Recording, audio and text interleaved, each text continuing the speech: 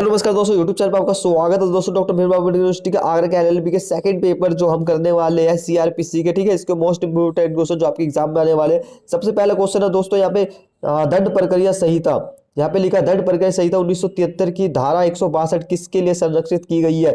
इसका आंसर है दोस्तों ए आरोपी के लिए। किसके लिए? आरोपी के लिए की गई है धारा 162, ठीक है। और इससे पहले बता दूं धारा 161 का क्या मतलब। धारा 161 जो है, जो पुलिस वाले जो बयान लेते हैं, ठीक है, जो बयान लेते हैं वे धारा 161 के होते हैं। और कोर्ट में जो बयान होते हैं मजिस्ट्रेट के समक्ष वो 164 के बयान होते हैं, ठीक है। यहाँ पे बोला है कि दंड प्रक्रिया संहिता 1973 की धारा 162 के तहत संरक्षण किसको दिया गया? संरक्षण दिया गया है दोस्तों डी। इसका आंसर है केवल आपराधिक जांच या जांच के तहत अपराध के संबंध में विचारण में उपलब्ध, ठीक है। डी इसका आंसर हो जाएगा। नेक्स्ट क्वेश्चन है दोस्तों, यहाँ पे बोला है कि आईपीसी की सीआरपीसी की धारा 173 के प्रावधानों के तहत इकबालिया बयान क्या है?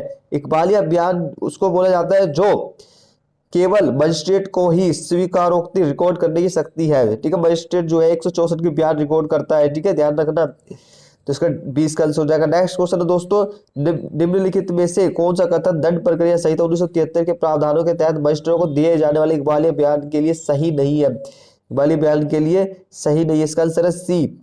स्वीकारोक्ति दर्ज होते ही जो आरोपी को वापस पुलिस हिरासत में भेजा जाना चाहिए, ठीक है, ये नहीं है। सी इसका आंसर हो जाएगा।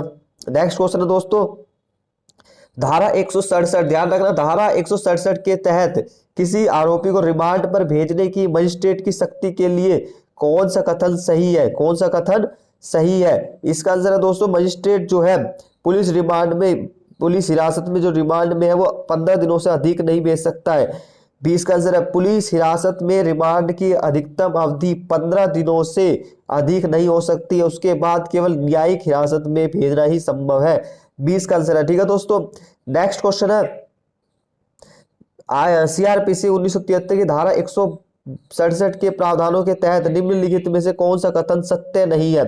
कौन सा कथन सत्य नहीं है? इसका आंसर है दोस्तों बी। इसमें लिखा है कि मजिस्ट्रेट के पास जांच के लिए आरोपी आतंकवादियों को सेना हिरासत में भेजने की शक्ति है, ठीक है, ये कथन सत्य नहीं है, ठीक है,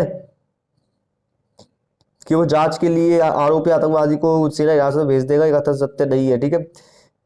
नेक्स्ट क्वेश्चन है, निम्नलिखित में से, यहाँ पे बोलेंगे धारा सीआरपीसी की, निम्नलिखित में से धारा 31 सीआरपीसी के बारे में सत्य है, ठीक है, क्या है सत्य? इसका डी इसका दो ए और बी। मतलब ए बोला है यह उस सजा की मात्रा से संबंधित है जो न्यायालय को पारित करने का अधिकार क्षेत्र है जहां आरोपी का एक मुकदमे में 2 या 2 से अधिक अपराधियों के लिए दोषी ठहराया जाता है, ठीक है। यह एक प्रक्रियात्मक कानून का नियम है। तो डी इसका आंसर है, मतलब दोनों ए और बी दोनों इसके आंसर है। नेक्स्ट क्वेश्चन है दोस्तों, दंड प्रक्रिया संहिता 1973 के प्रावधानों के तहत संज्ञान लेने शब्द का अर्थ क्या है? संज्ञान लेने का शब्द अर्थ का अर्थ है दोस्तों सी इसका आंसर है मामले की न्यायिक रूप से संज्ञान लेना। मामले की न्यायिक रूप से संज्ञान लेना। नेक्स्ट क्वेश्चन है दोस्तों, किसी अपराध का संज्ञान लेने के लिए दंड प्रक्रिया संहिता 1973 के प्रावधान के तहत क्या बताया गया है? इसका मतलब है दोस्तों 20 का आंसर पेश किए गए सबूतों का विश्लेषण करने के लिए अदालत के लिए खुला नहीं है। नेक्स्ट है 1973 के प्रावधान के तहत संज्ञान लिया जा सकता है। संज्ञान लिया जा सकता है, किसके लिए लिया जाएगा? ए इसका आंसर है, इसमें लिखा है कि केवल मैं मतलब मैं अपराध, ठीक है, मैं अपराध, ये वाला, ठीक है, तो ये आंसर हो जाएगा। नेक्स्ट क्वेश्चन है, धारा 197 के प्रावधान लागू होंगे। 197 के प्रावधान कहां पर लागू होंगे, ठीक है, इसका आंसर है डी। एक न्यायाधीश पर मुकदमे की सुनवाई के दौरान एक गवाह को मान हानिकारक भाषा का उपयोग करने का आरोप लगाया गया, ठीक है, डी इसका आंसर हो जाएगा। एक न्यायाधीश पर मुकदमे की सुनवाई के दौरान एक गवाह को मान हानिकारक भाषा का उपयोग करने का आरोप लगाया गया, डी इसका आंसर हो जाएगा। नेक्स्ट है धारा 202। धारा 202 के प्रावधान के तहत मजिस्ट्रेट नहीं कर सकता, क्या नहीं कर सकता दोस्तों? डी इसका न्यायिक विवेक का प्रयोग, न्यायिक विवेक का प्रयोग नहीं कर सकता है। धारा 203 के प्रावधानों के तहत मजिस्ट्रेट एक शिकायत की को खारिज कर सकता है, एक शिकायत को खारिज कब कर सकता है, जब सीआरपीसी की धारा 202 के तहत जांच न होने पर, जब जांच नहीं होती 202 के तहत तो मजिस्ट्रेट 203 के तहत शिकायत को खारिज कर सकता है।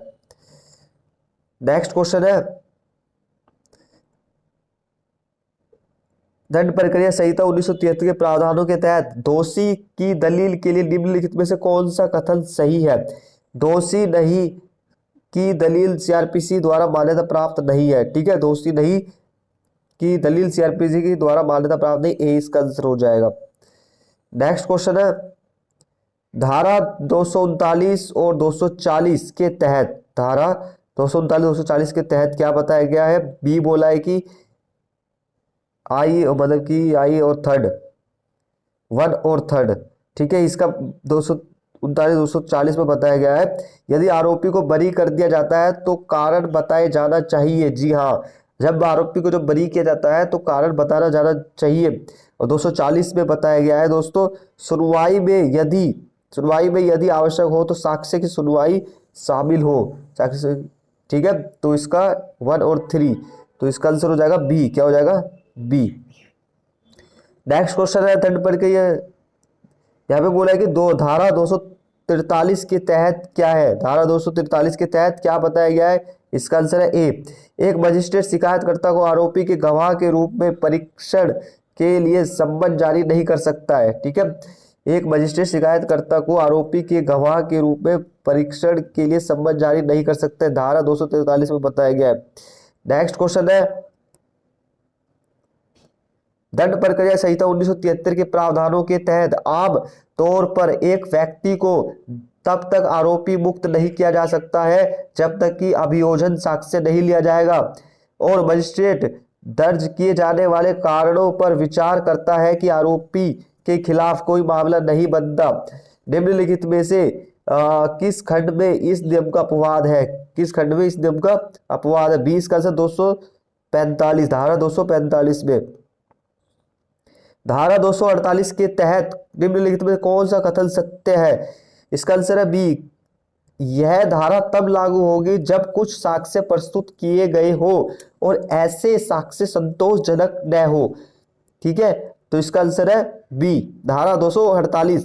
धारा 249 के तहत अभियुक्त का निर्वहन होता है, किसके तहत अभियुक्त का निर्वहन होता है, डी, शिकायतकर्ता की मृत्यु होने की स्थिति में ऐसा करने की आवश्यकता नहीं है।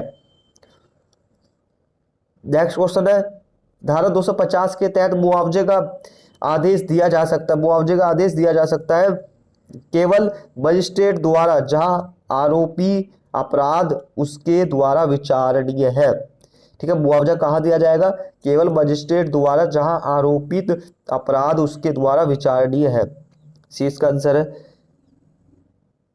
डैश के तहत एक आदेश, किस धारा के तहत एक आदेश एक ही अपराध के लिए आरोपी के विचारण के लिए संहिता धारा 300 के तहत एक बार के रूप में कार्य करता है, कौन सी धारा, धारा 300 256, धारा 256। नेक्स्ट है, मजिस्ट्रेट अपने विवेक से शिकायतकर्ता को शिकायत वापस लेने और आरोपी को बरी करने की अनुमति दे सकता है। 20 का आंसर संबंध मामले में, किस मामले में, संबंध मामले में। नेक्स्ट क्वेश्चन है दोस्तों, निम्नलिखित में से किस मामले में यह माना गया था कि न्याय की वास्तविक या संभावित विफलता के अभाव में दंड प्रक्रिया संहिता 1973 की धारा 275 के गैर अनुपालन के परिणाम स्वरूप दोष सीआरपीसी की धारा 464 और 465 के तहत इलाज योग्य है, इलाज योग्य है। तो कौन से इसमें बोलेंगे, कौन से केस में बताया गया, अब्दुल रहमान बनाम सम्राट के केस में। कौन सी धारा, धारा 300 के लागू होने के लिए आवश्यक नहीं है, ठीक है, किसके बारे में बोला, आंसर है इसका बी, मतलब पिछले मुकदमे में आरोपी के बरी होने के लिए धारा 300 में बताया गया है। एक वकील जो आरोपी है, एक वकील जो आरोपी है, इसका आंसर ए 1 और 3, ठीक है, एक वकील जो आरोपी है एक आपराधिक अपराध का अपना बचाव करने का हकदार है। अगर कोई वकील अगर उस केस में आरोपी है तो वह आपराधिक अपराध का अपना बचाव करने के लिए हकदार है।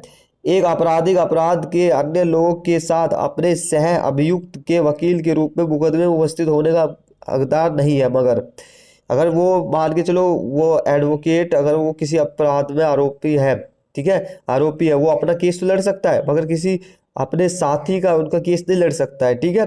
तो सह अपराधी के लिए वकील नहीं बन सकता है वो, ये ध्यान रखना है। तो इसका फर्स्ट और थ्री इसका आंसर है।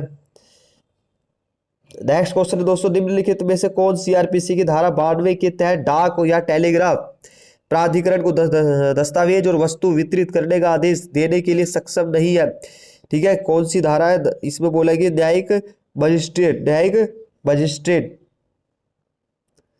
नेक्स्ट है दोस्तों, धारा 93(1)(c) में प्रयुक्त शब्द निरीक्षण का क्या अर्थ है? निरीक्षण का अर्थ है इलाके और जगह, इलाके और जगह के बारे में बताया गया है।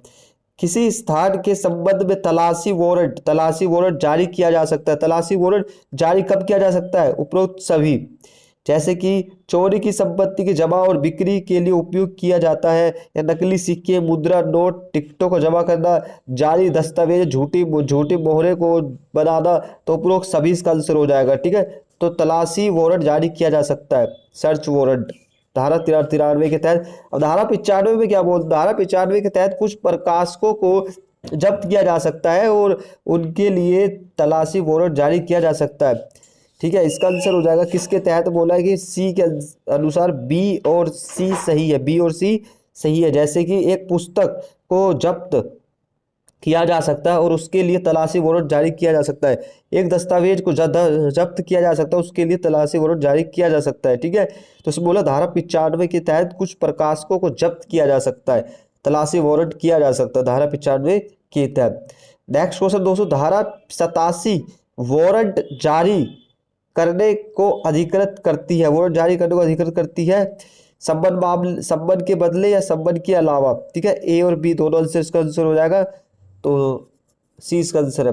नेक्स्ट क्वेश्चन है, धारा 95 के तहत, धारा 95 के तहत जब्ती की घोषणा को अलग रखा जा सकता है। इसका आंसर है दोस्तों उच्च न्यायालय। क्या है? उच्च न्यायालय।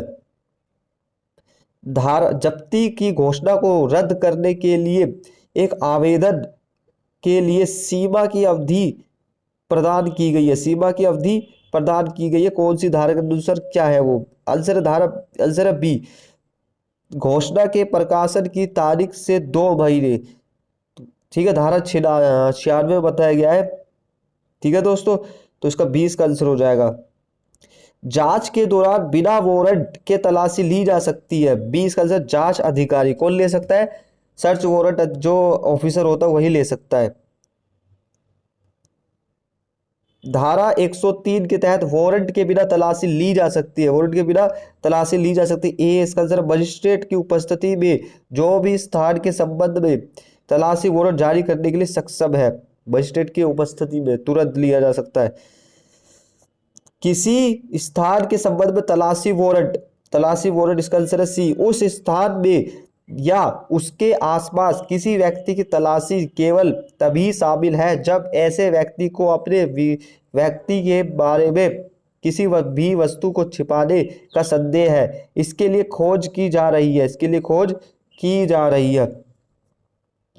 नेक्स्ट क्वेश्चन है दोस्तों, जिस स्थान की तलाशी की जानी है, जिस स्थान की तलाशी की जानी है वह वहां के 2 या 2 से अधिक स्वतंत्र और सम्मानित निवासियों को शामिल होना होता है। भाई जहां पर अगर तलाशी लेनी है तो वहां के 2 या 2 से अधिक लोगों को भी अपने साथ लिया जा सकता है तलाशी लेने के लिए। तो ये कौन सी धारा बताया गया? सीआरपीसी की धारा 104 में, धारा 104 में।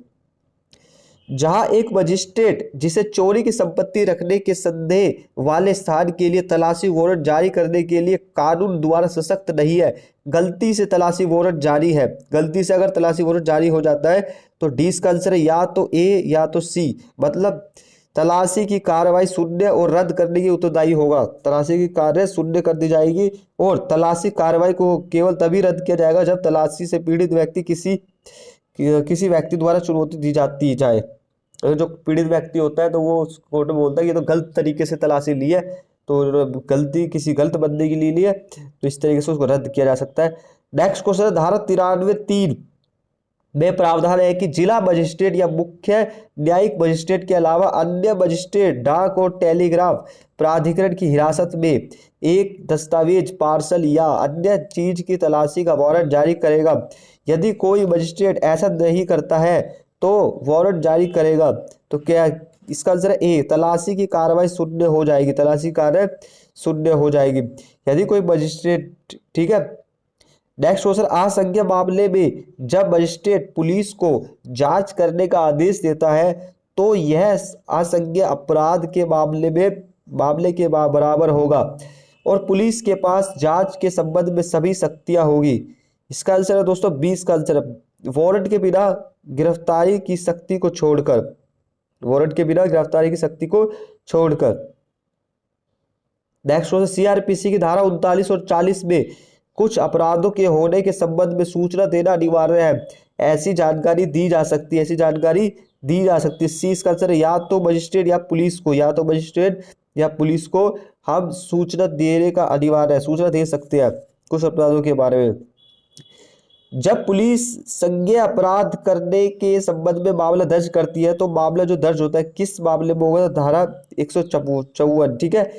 ध्यान रखना, एफआईआर जो करती है जो संज्ञेय मामले में जो होती है 154 पे होती है, ठीक है। और एनसीआर जो करती है नॉन कॉग्निजेबल ऑफेंस, एनसीआर 155 में कटती है। ओके, नेक्स्ट क्वेश्चन, आमतौर पर जो एफआईआर एक प्रति पुलिस अधिकारी द्वारा संज्ञान लेने के लिए अधिकार क्षेत्र वाले मजिस्ट्रेट के पास दायर की जाती है वो धारा 157 में, धारा 157 में, ठीक है, सीआरपीसी की। भाई एफआईआर तो काट दी, अब एफआईआर में संज्ञान भी तो लेना है, तो वो मजिस्ट्रेट जो पुलिस वाले क्या करेंगे 157 के तहत प्रोसेस चालू करते हैं, ठीक है, इन्वेस्टिगेशन। धारा 157 के तहत मजिस्ट्रेट को प्राथमिकी भेजने में देरी अगर होती है तो इसमें बोला रिकॉर्ड में लाए गए तथ्यों और परिस्थितियों के आधार पर एफआईआर पर संदेह करने के लिए वैध आधार प्रदान करने वाली परिस्थिति हो भी सकती है और नहीं भी हो सकती है। सी इसका आंसर है। जहां प्राथमिकी में प्रथम दृष्टया संज्ञान अपराध का खुलासा होता है और सीआरपीसी की धारा 153 के तहत मजिस्ट्रेट को प्राथमिकी भेजने में देरी होती है, तो जांच जारी रहनी चाहिए, जांच जारी रहनी चाहिए, ए इसका आंसर है। किस मामले में जांच करने वाले पुलिस अधिकारी के पास मामले के तथ्य और परिस्थितियों से परिचित व्यक्ति की उपस्थिति की आवश्यकता के तहत सकती है। किस मामले में जांच करने वाले पुलिस अधिकारी के पास शक्ति होती है, किस मामले में दोस्तों, इसका आंसर है धारा 160 सीआरपीसी की, ठीक है। तो ये 50 क्वेश्चन थे, बाकी 50 जो है वे नेक्स्ट वीडियो में आएंगे दोस्तों। एमसीक्यू अगर ये इसकी आपको पीडीएफ चाहिए आपके एग्जाम में आने वाले हैं तो आप मुझे टेलीग्राम पे ज्वाइन करें और मैं वहाँ पर आपको सेंड करूँगा, ठीक है। तो सभी जितने भी है टेलीग्राम मेरा लो हिंदी बाबा ज्वाइन करें, ठीक है, वहाँ पर आपको ये पीडीएफ मिल जाएगी। आई होप वीडियो अच्छी लगी होगी तो आपको नोट्स भी प्रोवाइड कराया जाएगा फटाफट, ठीक है। मिलते हैं नेक्स्ट वीडियो में, धन्यवाद।